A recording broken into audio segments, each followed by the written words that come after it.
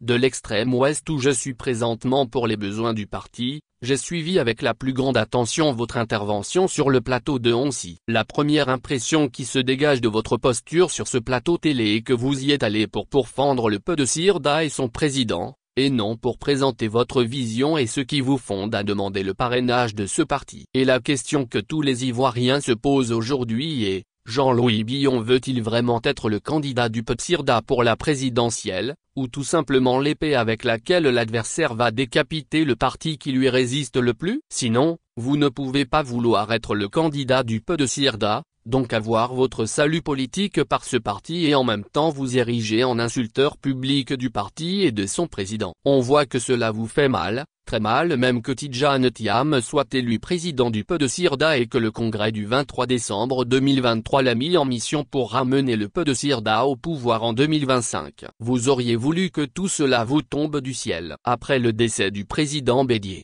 vous vous attendiez sans doute à avoir aussi le PDCIRDA et la candidature à la présidentielle en héritage pour que tous les militants soient vos employés, en lieu et place de repéros. Malheureusement pour vous, même avec 24 ans de présence sur place, comme vous le dites si bien, vous êtes très loin des réalités du parti, de son fonctionnement démocratique. Le président Tidjane Thiam, selon vous, est resté 24 ans à l'extérieur et donc coupé des réalités du parti. Mais il connaît mieux le parti, le sens de la démocratie interne du parti. Il s'est soumis à la compétition au Congrès et il a gagné avec un large score, là où vous n'avez osé lever le petit doigt. Le président Tidjane Thiam vous dit que toutes les ambitions sont permises et qu'il est prêt à aller, à nouveau, en compétition avec tout candidat, donc avec vous, à la convention. Allez donc compétir, au lieu de vous rependre en invectives et injures gratuites sur les plateaux télé et sur internet. Et vous verrez si c'est vous que les militants veulent pour candidat. Un penseur dit, quand on n'a pas d'argument contre une idée,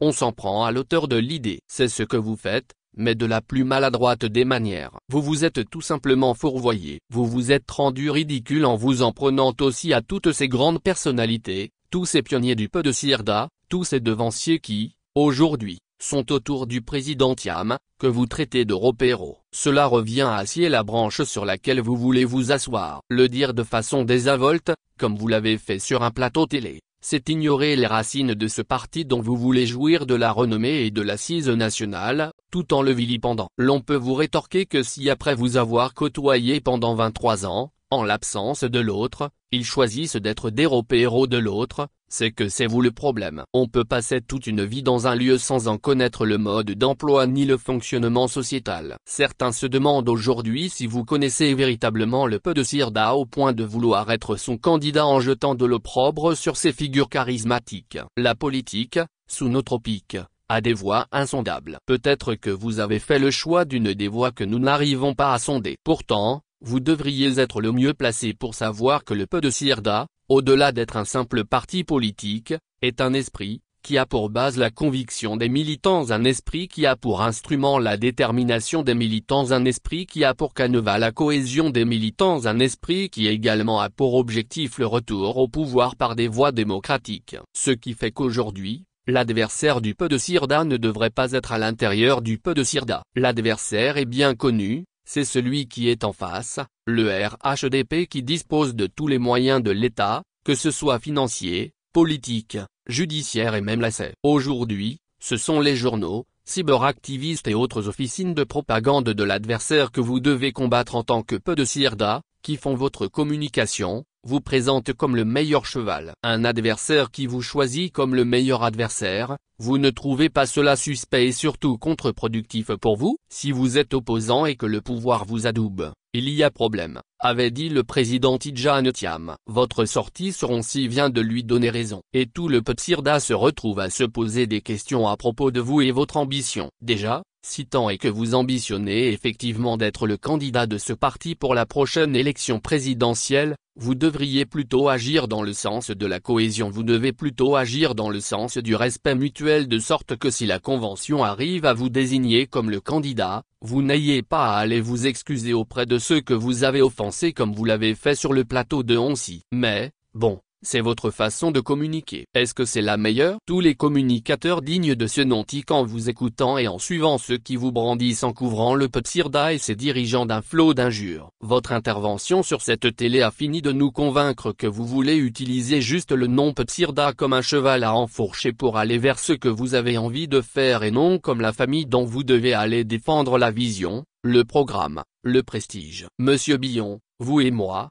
avons passé 7 ans au secrétariat exécutif, aux côtés d'autres éminents cadres du parti. Dans cet important organe d'exécution du programme du Petsirda, vous aviez l'occasion de vous imprégner de la marche du parti, de son fonctionnement et surtout de vous faire connaître suffisamment dans le parti. Mais, vous avez manqué le coche. Vous avez fonctionné en vase clos. Tous ceux qui, comme vous, ont été au secrétariat exécutif, où ils sont encore, travaillent dans l'intérêt supérieur du Petsirda. Sauf vous. Votre ambition est, certes, légitime, comme d'ailleurs pour tous les autres militants. Mais la façon de la conduire est ubuesque, inappropriée. Est-ce qu'elle pourra vous servir à la longue? Je ne le pense pas. En tant que frère, je préfère vous donner mon avis. La façon de conduire votre ambition risque de vous desservir et le plus grand perdant dans cette histoire, ce sera vous. Parce que, quel que soit le résultat de la convention, vous serez obligé de courir après ce que vous avez dit. Or, en Afrique,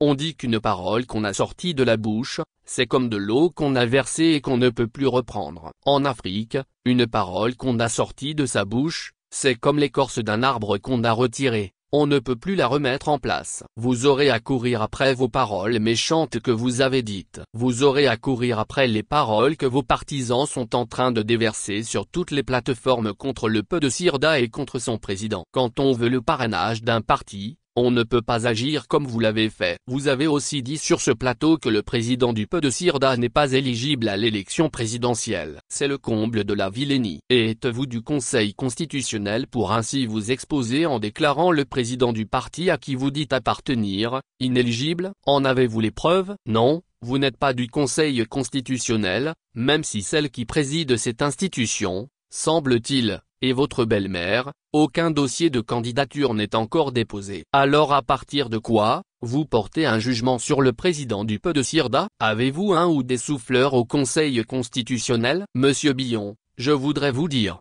non, avec le Petsirda, ne jouez pas aux billes. Ce jeu sans doute distractif comme dans la cour de récréation, mais il n'a aucun impact réel sur l'évolution positive de la société. Ne prenez pas, comme vous venez de le faire, le Petsirda comme un jeu de billes. Ne prenez pas les militants de ce parti comme de simples billes qu'on peut faire entrechoquer avec d'autres billes et après on les empoche pour s'en aller prendre du bonheur. Il n'est pas encore tard pour changer le fusil d'épaule, rectifier le tir. Ce qui se joue va bien au-delà de 2025. Comment, demain, viendrez-vous regarder en face ce que vous banalisez aujourd'hui pour leur demander de vous suivre, d'être vos repéros aussi, vous qui n'aimez pas les repéros?